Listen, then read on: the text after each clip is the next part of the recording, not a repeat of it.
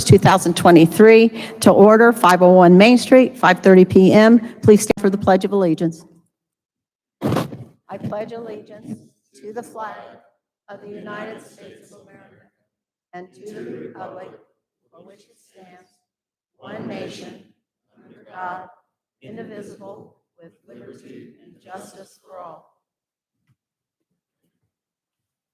Item number 3, roll call. Crenshaw, Alteid, Garcia, Oltmans, Aye. Elenthal, Here. Andrews, Here. Tillman, Here. Bryant, Here. Greenwald, Here. 6 present, 3 absent. Item number 4, Mayor's Correspondence. Friday, June 2nd, 2023, we have First Friday theme of putting around downtown, so join us on Main Street from 5 to 7 p.m. for the round of putt golf. Fun, food, and businesses open late for your convenience. Item number 2, the Penn City Cruisers will be at the River Hills Village for a cruise night with Arky's Food Truck starting at 5 p.m. Saturday, June 3rd, 2023, the Farmers Market at River City Mall parking lot from 8 to 11:30. Item number 2 is Keokuk Garden Club will have a meet and greet at the Rand Park Flower Gardens in honor of National Garden Week, and that's from 10 to noon. Item number 3 is concert at Rand Park Pavilion at 7 p.m. Troublesome Ridge Bluegrass will be the band taking the stage. It's free admission. Bring your lawn chairs. Food will be available for purchase. And item number 4 on Saturday is cruise night, and it starts in the parking lot behind Burger King, and it runs from 5 to 9, and you can visit and see the cars and also bring yours and your ones that you've redone and ones that are great and old and new and whatever, and bring them and enjoy the evening. Then on Wednesday, June 14th, 2023, we have flags over the Mississippi River to celebrate Flag Day, and you will, from 4:30 to 7 p.m., there will be 100 flags lined up across the Mississippi River Bridge. If you are willing to buy a flag for $25 or hold one for the ceremony, please call Tommy Bookert at 319-795-6625 or Dustin Cackley at 319-795-0332. There'll be fun, food, cornholes, patriotic music, and community fellowship during this time on the observation deck of the old bridge here in Keokuk, and it is sponsored by the Oddfellows Lodge number 13. Friday, June 16th, 2023, from 5 to 10 p.m. in Rand Park, we will be having the Relay for Life fundraiser for cancer. It is a time to remember those who have passed from cancer or who have also are surviving. So there'll be music, fun, games, an auction, raffles, and there'll be a luminary ceremony at dusk. So other than that, as always, we want to eat, drink, and shop local. Remember, working together is the only way to make Keokuk a better place to work and live. Be the good people.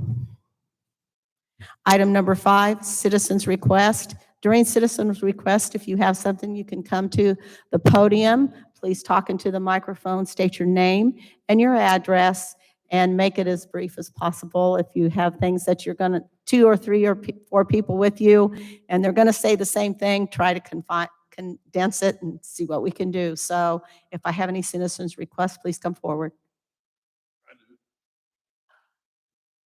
Good afternoon, evening. I'm here to talk about a few things we're doing with our business. Lucky's, many of you know it. We made a small investment so far, and we're strongly considering investing heavily into the building. I want to thank the city for approving our sidewalk that we've talked about with Brian. And I'll give you a quick rundown so I don't waste a lot of your time, and then I got a question for you. We are going to do the overhang, the colors to try somewhat match the Grand Theater. We might do some minor repairs to the metal. It's metal on the overhang. Make that look nice. And then the 3rd floor, we're replacing the windows with a dark tinted gray, all 18 of them, to make it all look the same all the way around.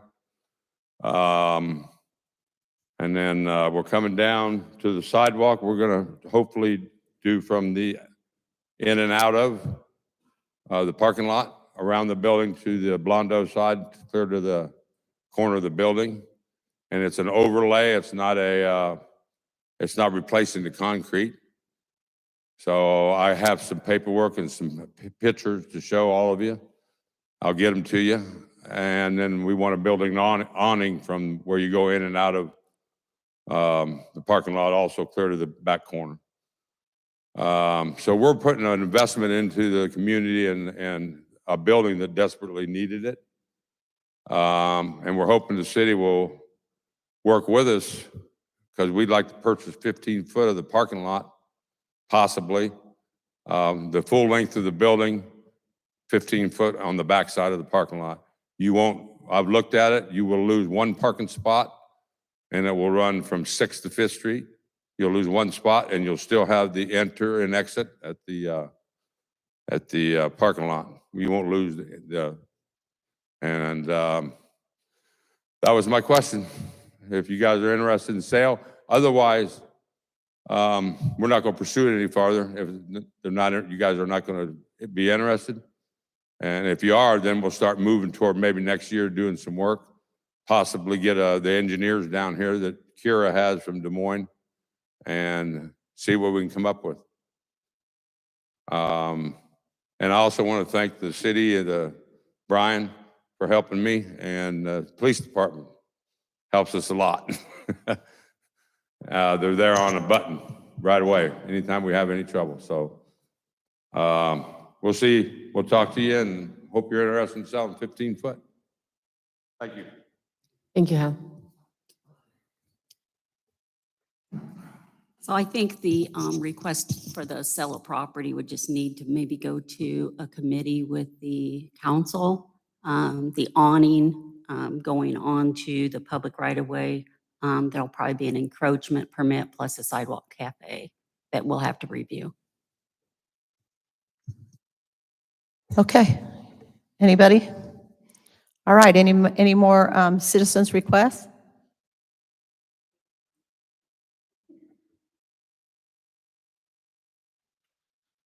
Good evening. David Riney with Neiman Foods out of Quincy, Illinois. We are the owners and operators of the Ace Hardware building there on Main Street. We would like to request a commercial district front yard setback change. So we would be able to build a new building, an additional business on the end of the parking lot towards Main Street. It would be a national chain restaurant that I would be happy to show the council pictures of, but until approved, would like to hold the name back if possible. And it's one we're already affiliated with in 3 states. So I have spoke to Pam about this already in the past. So on this request, it would just need to go to the City Planning Commission. Our front yard is generally 25 foot, but if you have buildings that are set back further than 25 foot, you have to do the average of the setback. Both Neiman Foods and Ace Hardware are set clear back. I mean, there's no, so you can't build in front of them in our current code. So I would like to go ahead and write something up and get it to the Planning Commission for those buildings or something on Main Street to be able to build in front of another building. And we're not talking a huge building, we're talking a smaller building in this circumstance. Roughly 1,200 square feet in total. So for instance, it would be a similar look that we have at where the mall is, where you have the Casey's and the bank there. Correct, correct. Okay, I think that would be appropriate.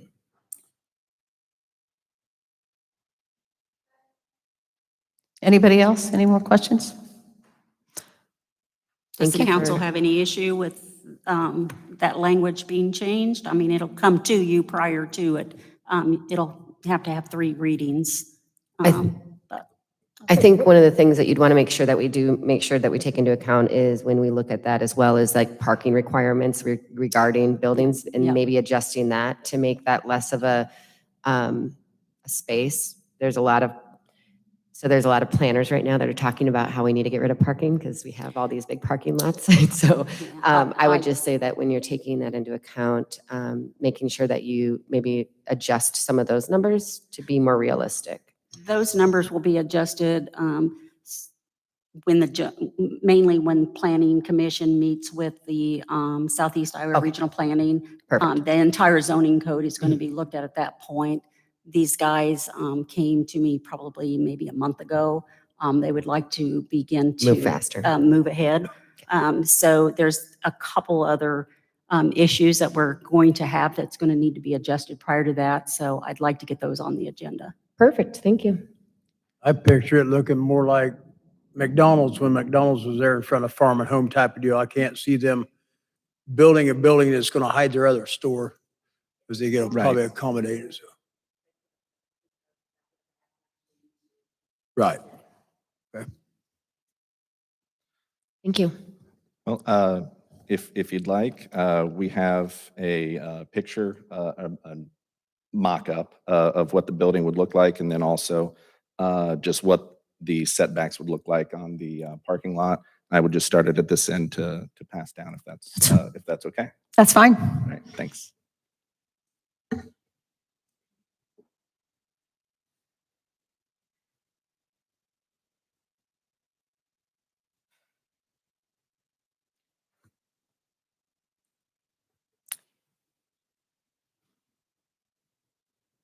Do we have any more citizens' requests? If not, we'll move on to item 6, the consent agenda. Minutes of the regular city council meeting and council workshop of May 18th, 2023. Minutes of the safety committee meeting of May 18th, 2023. Cigarette permits for July 2023 through June 2024. And motion to pay bills and transfers listed in registers number 5341 through 5343. Do I have a motion to approve the agenda, including the consent agenda? So moved. Second. Any discussion? All those in favor say aye. Aye. All opposed?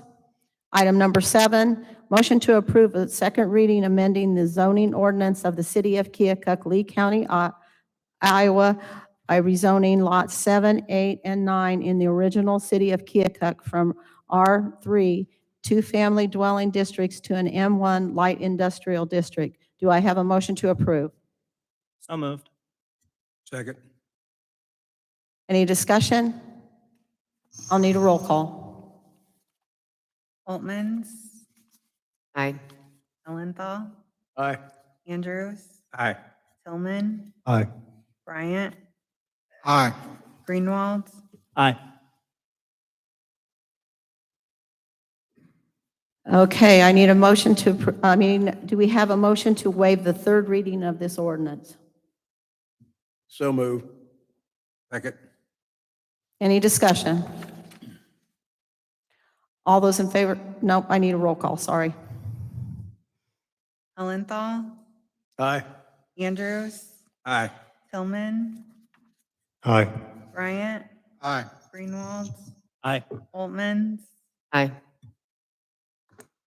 So now I need a motion to adopt and give final approval of this ordinance. So moved. Second. I need a roll call. Andrews, Aye. Tillman, Aye. Bryant, Aye. Greenwald, Aye. Oltmans, Aye. Ellenthal, Aye. Item number 8, consider resolution increasing excavation fees to dig in the streets, alleys, avenues, or city right-of-way. Do I have a motion to approve? So moved. Second. Any discussion? The Mayor, permits, I'm going to abstain from this as it pertains to my employer. It would affect my employer. permits to excavate in city right-of-ways were last changed in 1998. Current fee is 20 cents per square foot. Staff proposes a flat fee of $35 for the permit regardless of size, an additional penalty fee of $75 for failure to obtain the permit. Any more discussion? All those in favor say aye. Aye. Aye. All opposed? Item number 9, consider resolution approving Iowa Department of Natural Resources administrative consent orders. Do I have a motion to approve? So moved. Second.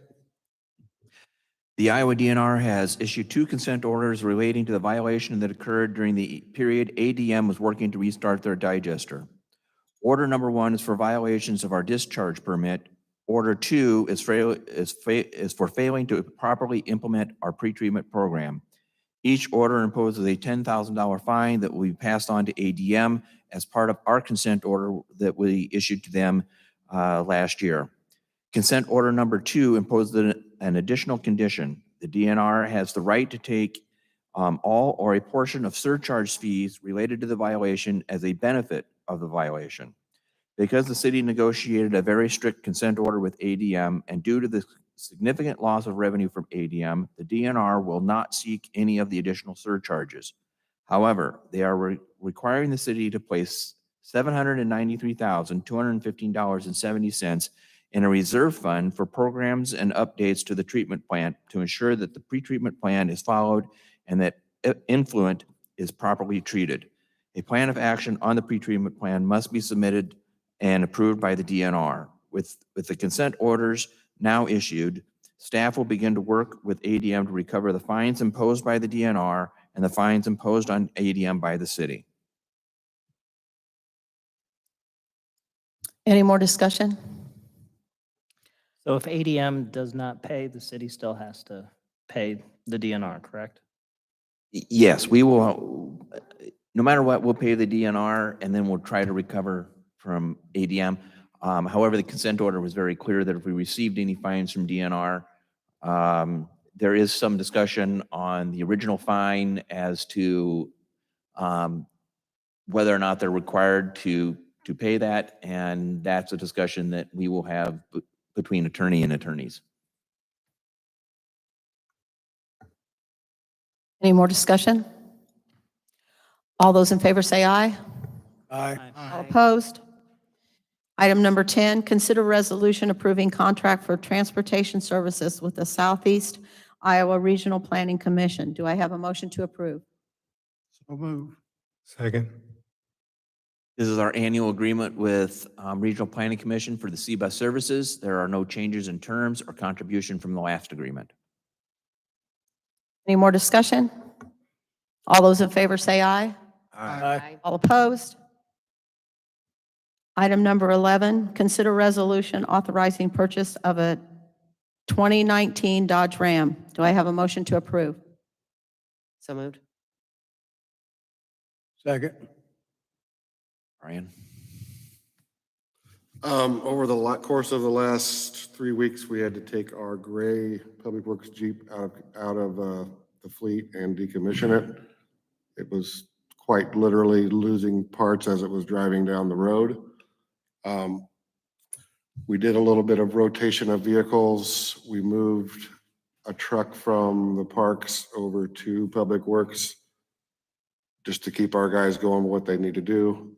This new purchase would take the place of that vehicle.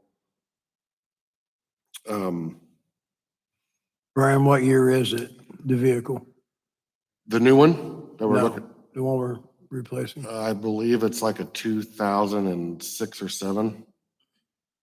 And around 160,000 miles and, I'll get asked, that's why I'm asking. oh. And we did book it out, and quite honestly, Durr Motors is being very generous, giving us $1,200 for a trade-in.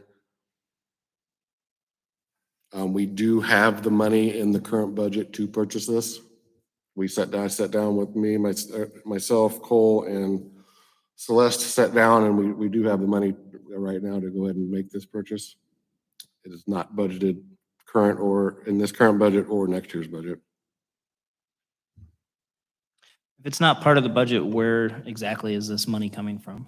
So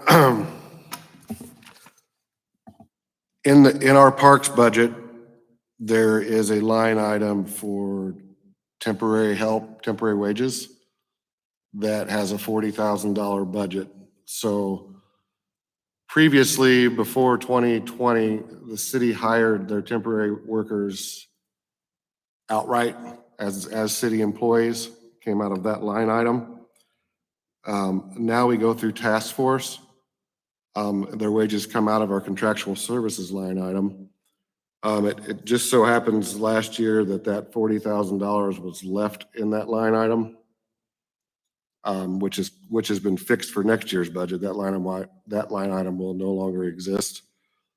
So that's where we found the money to go ahead and purchase the vehicle. All right, so we're using money from the 22-23 budget as opposed to the new one that starts July 1st? Correct. Okay, thank you. Any more discussion? All those in favor say aye. Aye. All opposed? Item number 12, boards and commissions.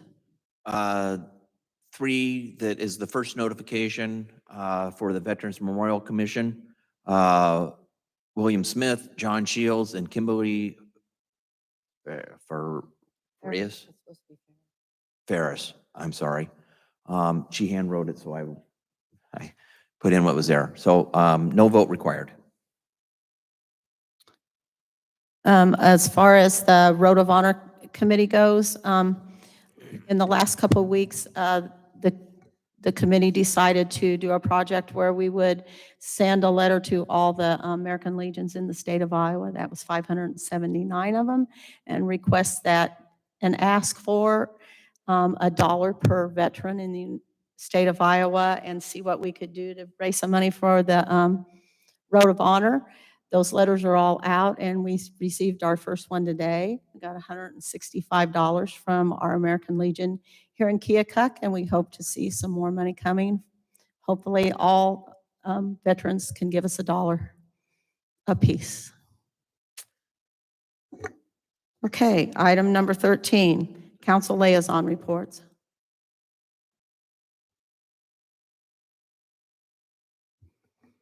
Item number 14, staff reports. Tom? Our Ram Park shed where we store mowers and other tools. I did get bids, competitive bids to replace or to add metal siding to that building.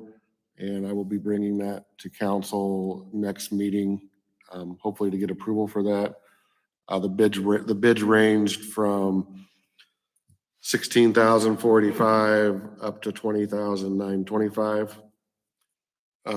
Riverfront Trail, as I stated before, we've submitted the archaeological report and we're still waiting on the DOT.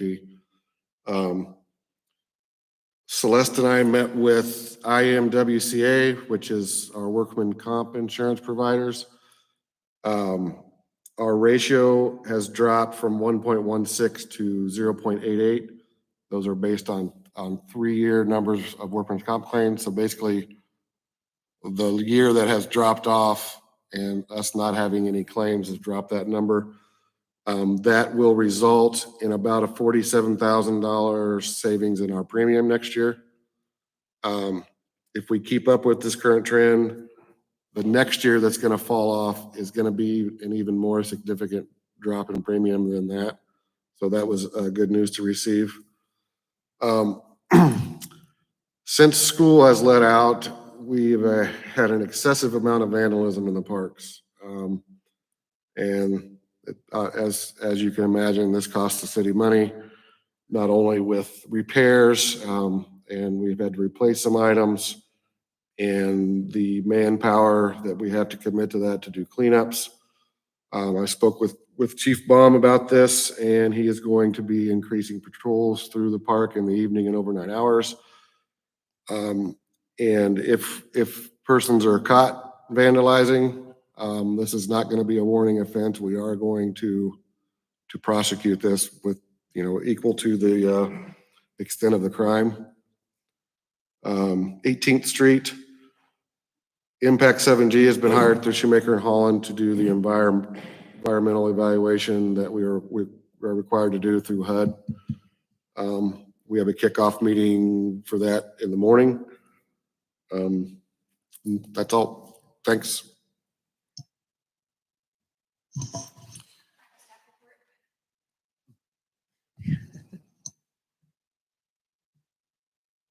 PC Barnes for Code Enforcement and Housing Official. I just wanted to give a brief update of the vacant property registration. And we are currently with approximately 283 properties that we have deemed eligible for the vacant property registration. And at this time, we have 21 of them either in action or active to be sent to the attorney for lack of registration, following that ordinance that we have for Chapter 15. The good news is that we have had at least 17 properties taking their own action and ambitions with coming in to perform rehab, repairs, or demo. So that's excellent. We also have another, sorry, I don't have it in front of me. I'd say approximately 15 to 20, I'm sorry, I don't have the number, that have fully registered. So we're over 30% in this game with participation of some kind, either us taking more action as, responsible workers for the city, or the citizens stepping forward and realizing they have property that they've kind of let go stagnant. And they're either going to go ahead and take that responsibility and demo, or take some action and get that to a purposeful structure, whether it be a residence or a commercial building. Some of the challenges that we face on both sides of this, we know that our citizens in Keokuk, we value them. And this is the whole purpose of the vacant property registration is to make our community better and to get things moving forward, less stress, and more quality into these properties. The insurance seems to be the hardest impact for those that we're asking to register. We've had multiple people come forward, but what pushes them on or stops them from being able to complete the registration is that the cost for insurance, they can't really afford. They go to their insurance companies and they say, well, it's going to be maybe $2,000 a year. So they don't even hardly have the $200 a year sometimes to register the property. So they're definitely not going to have the funds to get that damage and destruction insurance that we need that's 2 times the assessed value, or in the general liability, which it's kind of a hard thing for us to probably make any adaptions to, because we're not asking a lot of these minimum requirements. We're not on the high end compared to other communities, what we're asking people to do. It's just that our citizens are struggling.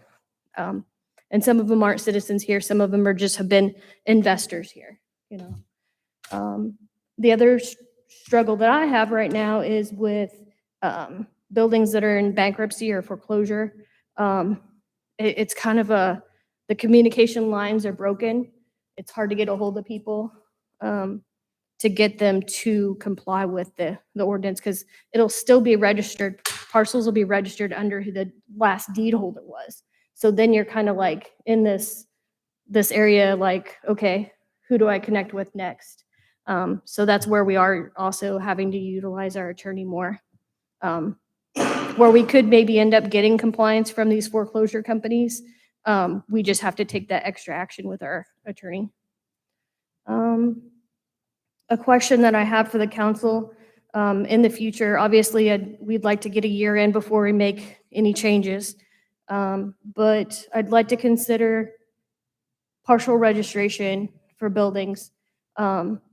So if a building is in action and they're rehabbing it and they're utilizing the downstairs department, and then maybe the upstairs department, they have plans to rehab into living quarters, that's great, as long as the process is coming. But for instance, just an example that just comes across me and I have a lot of people talk to me about is the mall. So there's a portion of the mall that is utilized, and then there's a portion of the mall that is in great deterioration, and that would be the perfect example of why we should have a partial building registration. And then the final question I'd have for the future is that warehouses. We have a lot of warehouses in town. They are maybe not in the state of deterioration. So we're not really worried about that so much. But I am worried about some of the warehouses that may not have utilities, may be used for the warehouse, but maybe not really purposely. It's just that it's designated that now. So I guess I can't really explain it very well, but I would like for the council us to work together and maybe go over clear expectations that we could have for a definition included in our vacant property ordinance for that. The biggest thing is we have a lot of these warehouses that if something terrible would happen, are these structures insured? Because a lot of these warehouses are older, and if they succumb to an event, then here we are sitting on them with our small budget for demo. And I'd like to close with positives, that the energy and the investment that people are coming in and putting into our town, and our local people are doing a great job coming forward and being like, oh, okay, yeah, I have not been able to do that. So there's a ton of people that are trying to do the right thing and help Keokuk. So it's getting people involved, it's getting people to talk to council people, it's getting people to come in here and talk to all of us, where a lot of people haven't even came into City Hall or talked to a city official. But that's it. Thank you, Casey. Last week, Officer Mia Cooper tendered her resignation with our department. Her last shift was last night. She got off at 7 a.m. this morning. She will not be returning for any further shifts. That resignation is effective June 8th. As a result of that, that puts 3 of our patrol shifts at the minimum of 3 patrolmen, which means there's going to be significant overtime over the course of the summer, probably into about November. We have 2 guys in the academy now. We're testing, not this Saturday, but next Saturday. We'll see what comes of that. But none of those people are certified, which means that you're looking at 6 months before they're on their own. So we will have some overtime. We're exploring some creative options to mitigate some of that, but there will be an uptick. I received a phone call this week from the National Cemetery, and they had an incident out there, and Brent Inskeep, the keeper of the National Cemetery, told me that he had 2 officers out there had to contain a lady that was having some problems. They acted very professional, very kind, and very polite to the lady, even though she was not that way to them, and they took care of it, and it was Officer Moore and Officer Johnson. And I just wanted to say that because, we always hear the bad, and that's a great comment that came from somebody in our community. The only thing that I have is to remind you of next Tuesday at 10:30 out at the LCAM site. EPA, the director for Region 7 of the EPA will be here to present us with a ceremonial check for the $2 million cleanup grant. Council's all invited, staff is invited. The general public wants to be out there. I have 30 chairs, so we can fill the chairs. But you're welcome to come out. They will be doing a short foot tour of the site after the presentation. So if anybody wants to join in with that, they should bring their walking shoes. And insect repellent. Insect repellent.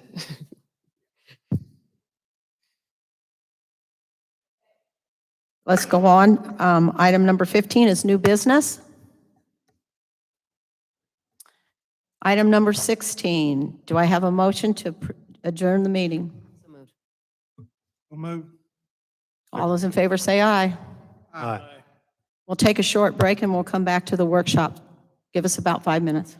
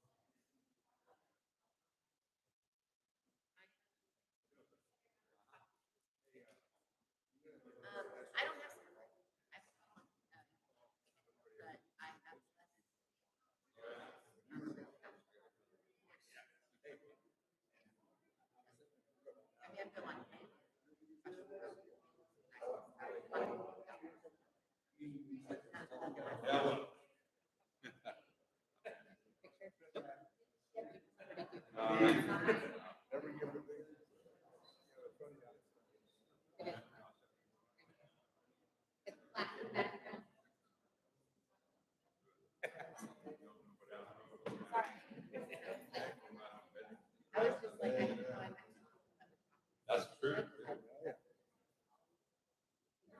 There, cut out.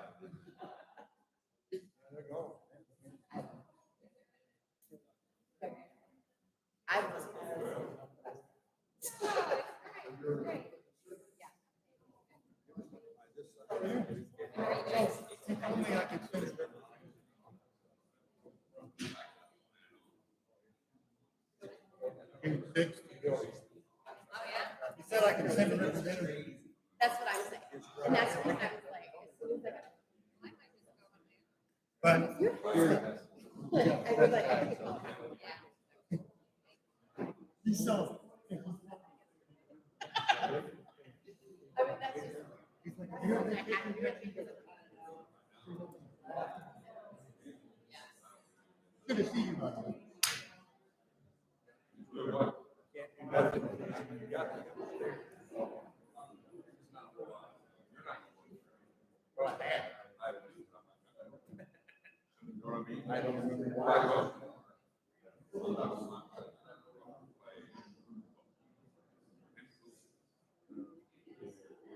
Everybody.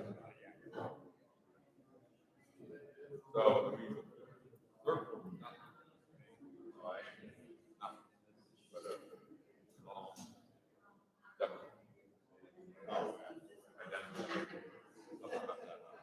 you're just one analytic.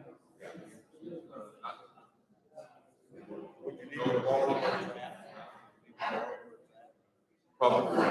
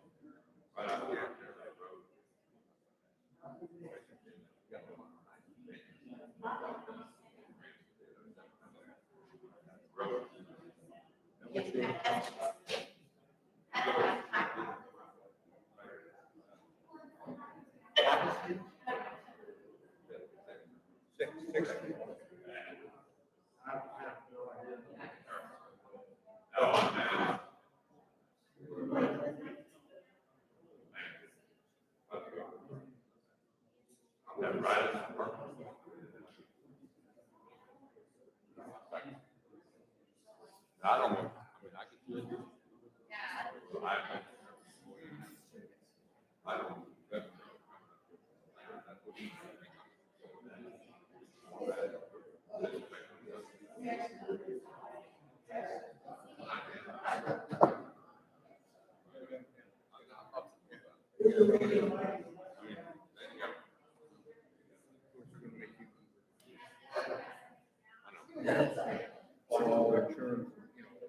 I mean, piece of this, it'll have.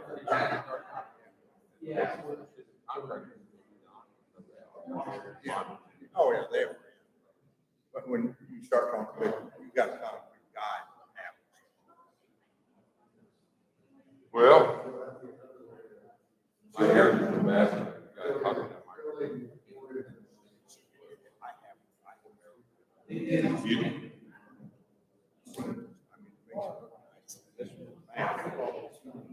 How you doing, Mike?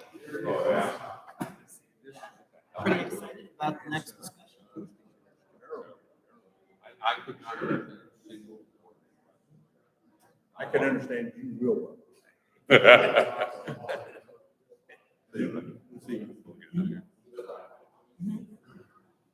Was, yeah, we ended up buying. They're taking care of it.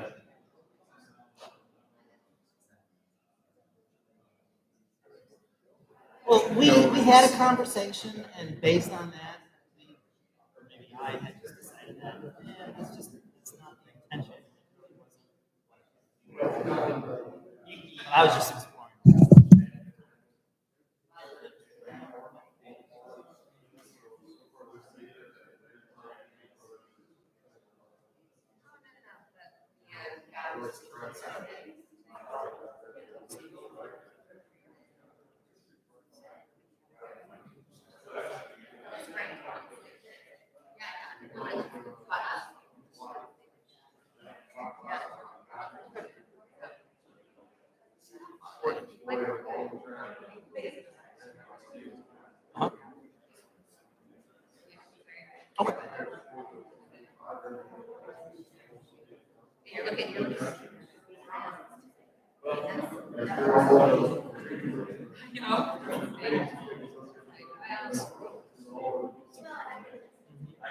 Any future or in the works with the county?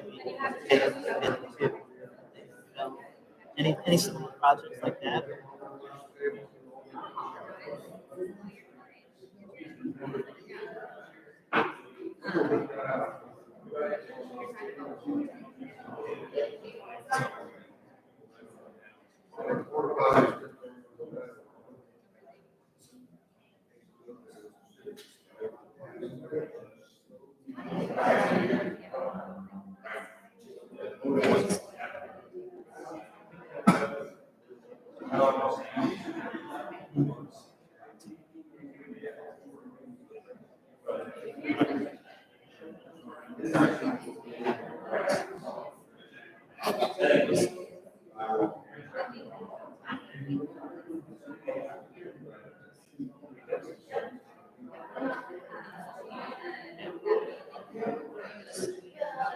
Well, if you hear of anything, I don't have the resources to develop this, but I have.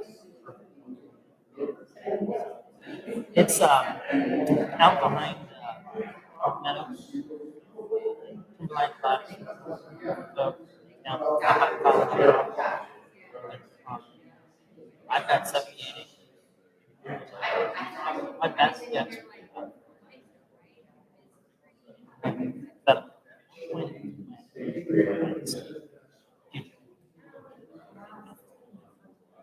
I acquired it and built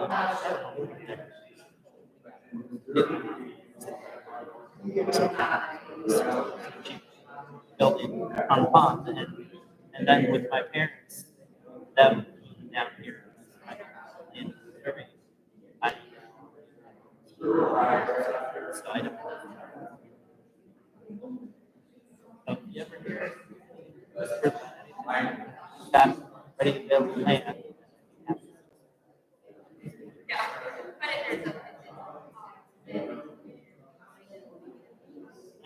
He doesn't.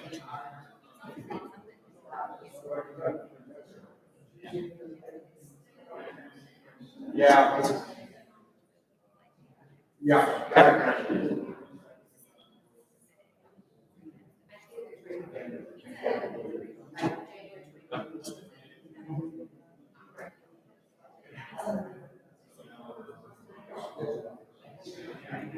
Okay.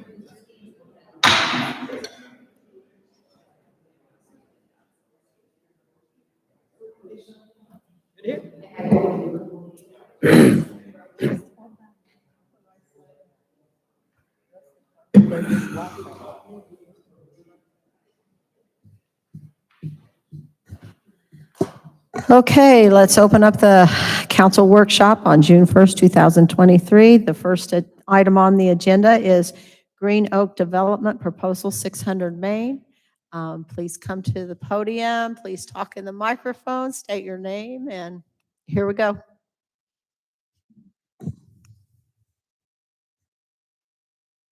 Well, good evening, everybody. Great to see you again. And I was in front of you here just a few weeks ago.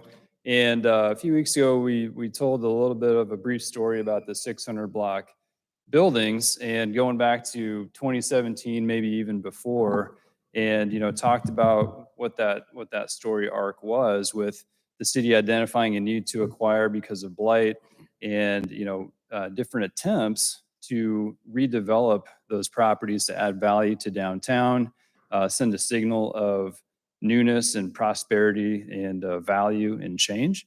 And over time, grants were acquired. ARPA came along and brought more resources to the project.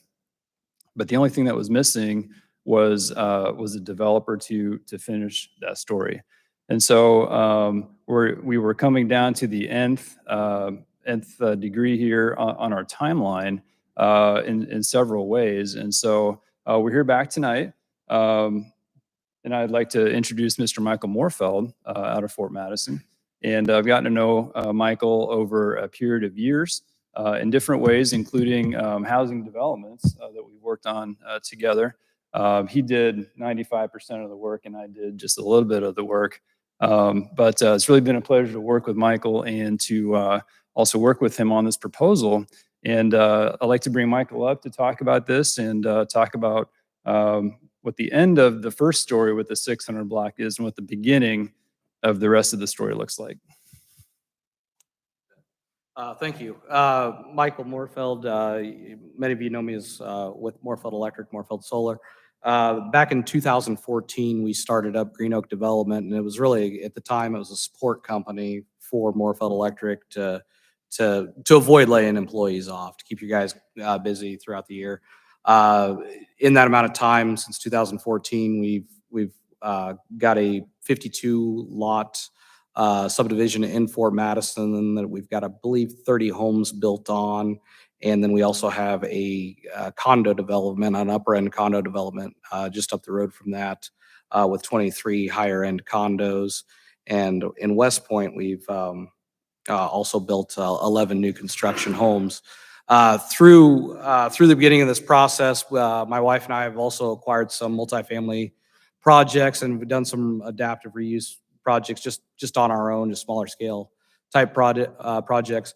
One thing we've quickly identified that when we talk about housing demand, the apartment segment is where our demand is. When we do have a vacancy, we're able to quickly fill them. In fact, today we just closed on another property. So this is a space that we're growing into more so based sheerly on demand.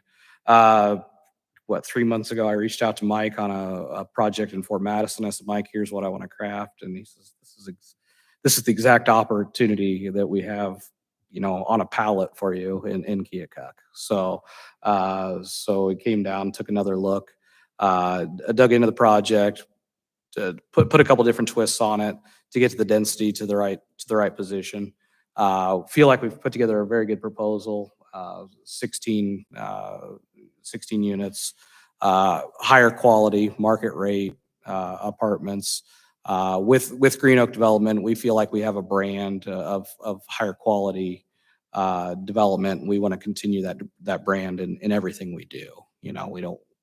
We want to hold that standard everywhere we go.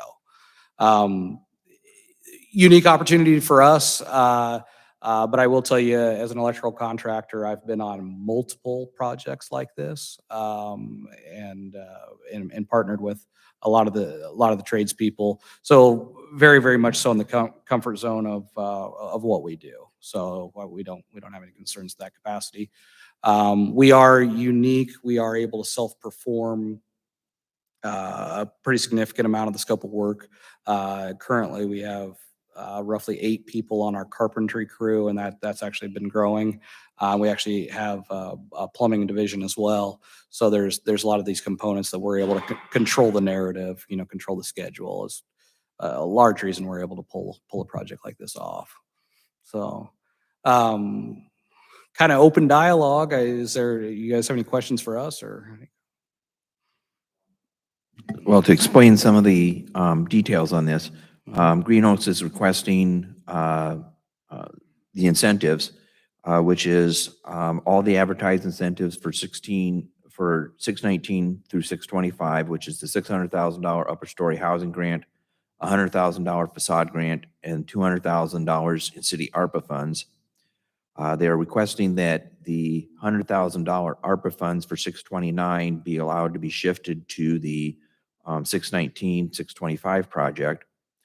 An additional $250,000 in cash payment from TIF payable over 5 years. So it'd be $50,000 a year for the next 5 years. And it would come from the tax increment financing district. And we would use the money generated in that district to pay that cash payment. He's also requesting a 10-year TIF rebate. That is based solely on the project, in that we will try to estimate what an ending assessed valuation is, or we will sign a minimum assessment agreement with Green Oaks. And based upon that, we then capture certain taxes off the increment, which would then be rebated back to Green Oaks for the project. They are also applying for $100,000 from the Great River Housing Trust Fund. For 629, Green Oaks will be applying for historic tax credits and requesting a 3-year 100% tax rebate. I think there's some discussion on what we need to do exactly for that tax rebate, but it's something that I think we can work out. The submitted floor plans have first floor units on 623 and 625, and one first floor unit in the rear of 619.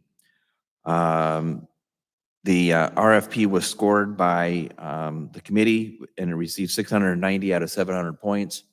So it scored very high. There were no other proposals received. So the items that the council needs to consider is the additional TIF funds, with the request having funds paid over 5 years. It would not be difficult to allocate the funds. We do need to be cautious in the changes with the property tax code. TIF could see a decline in revenue, but some of the indications coming out of the league right now is that what they adopted won't hurt us, but won't help us at this point. So first floor housing, in earlier discussions with the council, it was indicated that first floor housing to the back of the buildings was not an issue.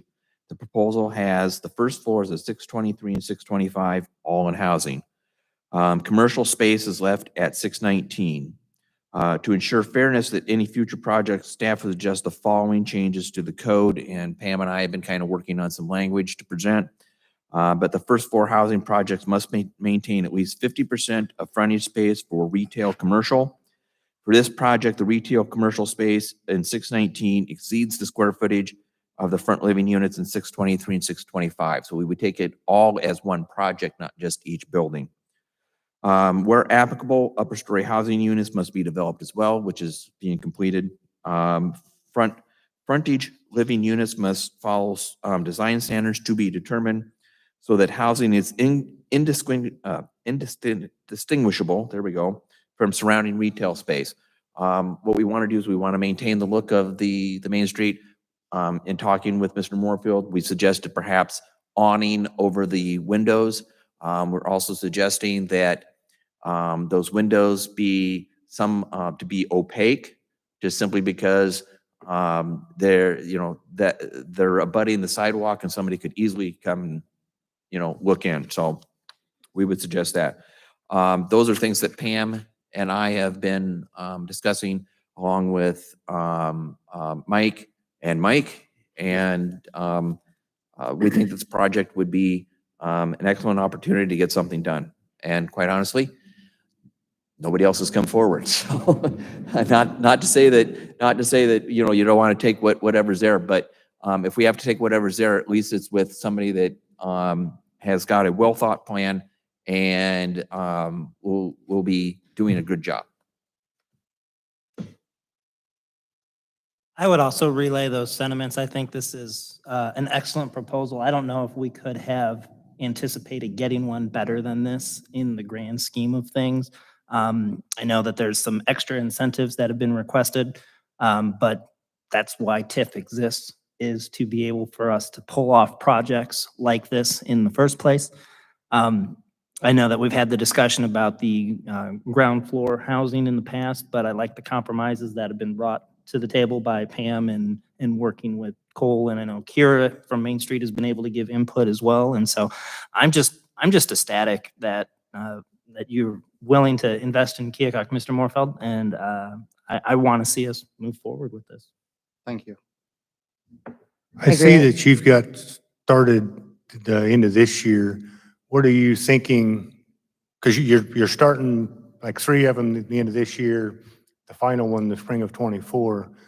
What are you thinking on completion dates on the different apartments? We're targeting a 14-month build schedule from start date. So, yep.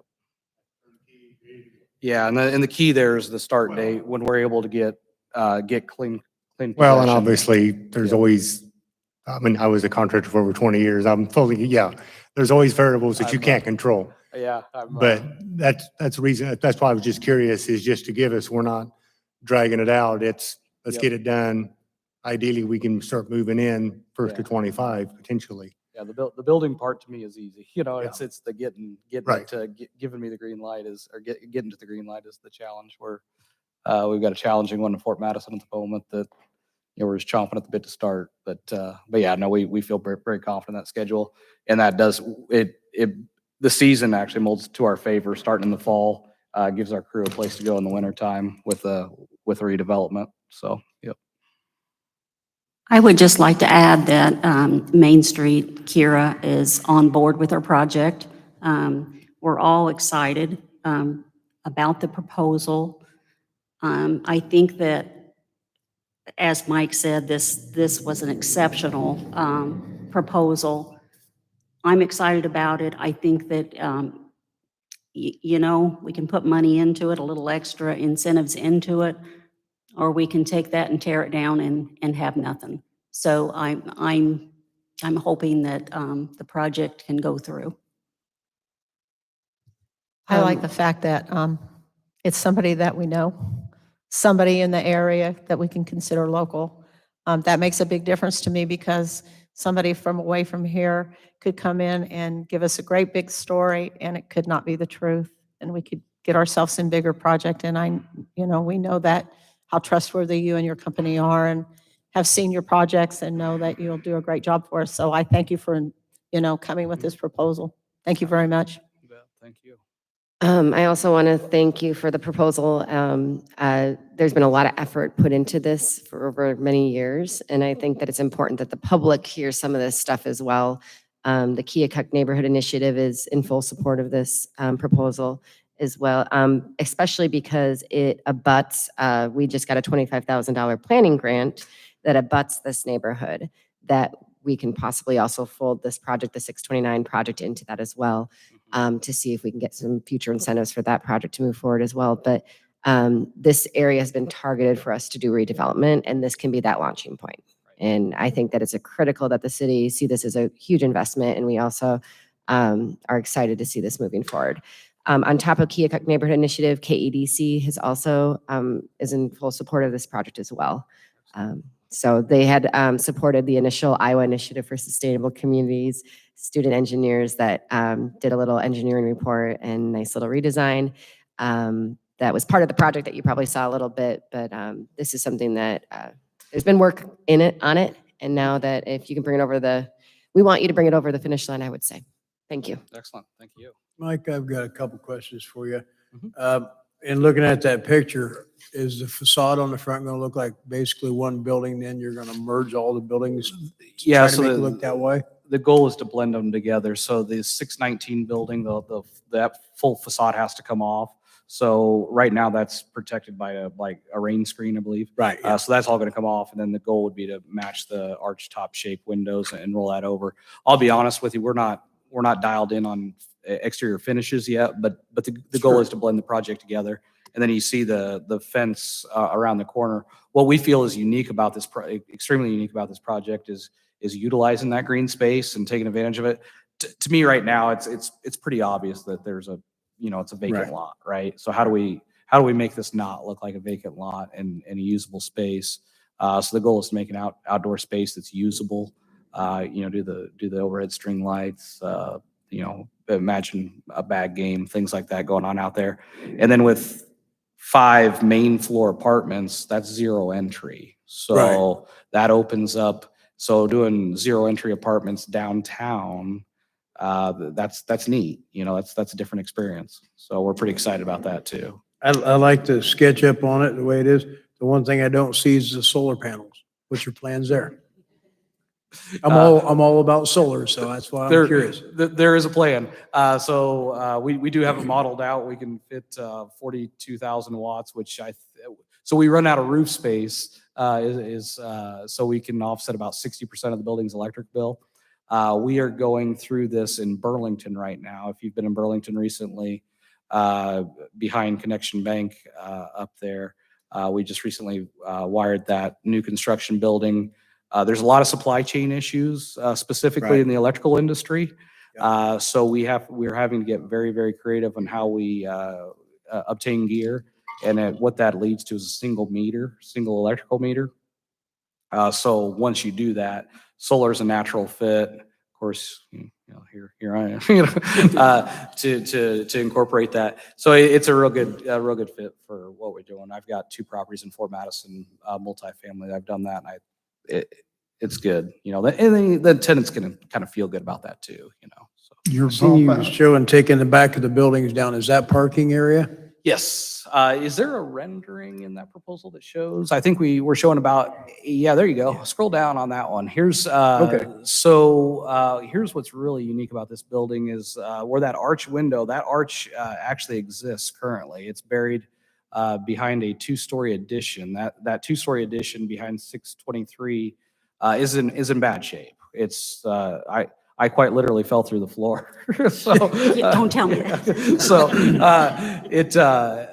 So the goal, the intent there is to take that portion of the building down, and then the back single-story portion of I'm sorry, I think I said that wrong. 623 is the 2-story. 619, take the single-story addition off of that. Allows us to get some green space back there and at least 8 off-street parking spaces. So again, I think we're trying to cater to some of those first floor units. Yep. You know, make sure that they're very accessible. So Your bump out there is an elevator in that? there is not. That's a staircase. So there'll be 2 opposing staircases on either end. We did research that. An elevator would not be required on a project like this. And then over on the other side, there won't be doors really that will open right out onto the sidewalk on Main Street. Well, Correct. So the main entry would actually be the staircase. back So there'd be yeah. a gate. It's not quite portrayed right, but there'd be a gate that takes you to that staircase. That'd be the main entry from the front. The reality, I think a lot of that traffic is going to come through that back parking staircase. And the project will be subject to all building permits and stuff like that. Yep. Okay. Yeah, right now the drawings are conceptual, but we will partner with a design team that'll stamp everything and do a code review. So a future timeline, we do have to get our development agreement. I have asked Allers and Cooney, who handles our tax increment financing and our developer agreement, to start drafting a draft. And they hope to have it by June 15th in draft form. So that at that time, we would enter into an engagement agreement with Allers and Cooney to complete the development agreement. And hopefully at the June 16th meeting, set the public hearing, because we do have to have a public hearing on it. And then at July 6th, have the public hearing and then approve the agreement. So I'm hoping that's the timeline. If anything, it would be only delayed by another 2 weeks, but Allers and Cooney thought that we could meet this timeline. Yeah, and that's, Yeah. yep. Yeah. That's the goal, so. Yeah. Do all the proposed timelines fall within the requirements of the grants? Yes. And they are, and Allers and Cooney did request the documentation for the grant, so they know all of those conditions and can enter into the agreement.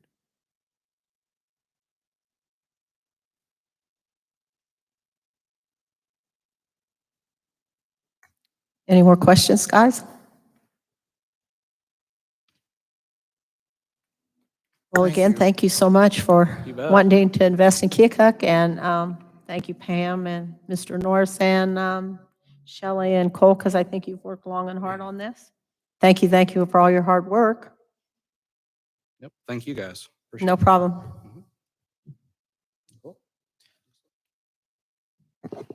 Okay, item number 2 on the council workshop is Class 2 sewer rates. So recently, we changed our Class 2 sewer rates for a 10% increase on both the unit cost and the base cost.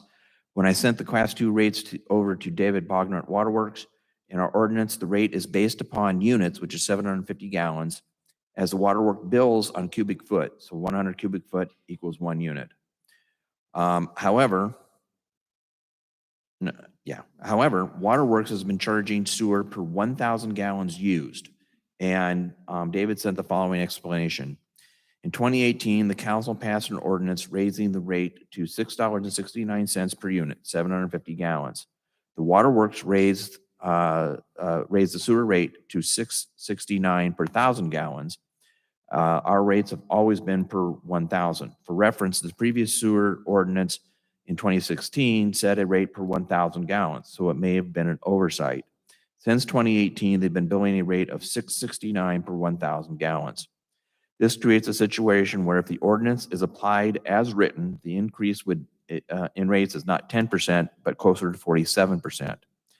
Staff's revenue projections for Class 2 fees were based upon a 10% increase of the average monthly billings, which are based upon the 1,000 gallons. Modifying our ordinance to change the rate to per 1,000 gallons should not have an effect on revenue projections.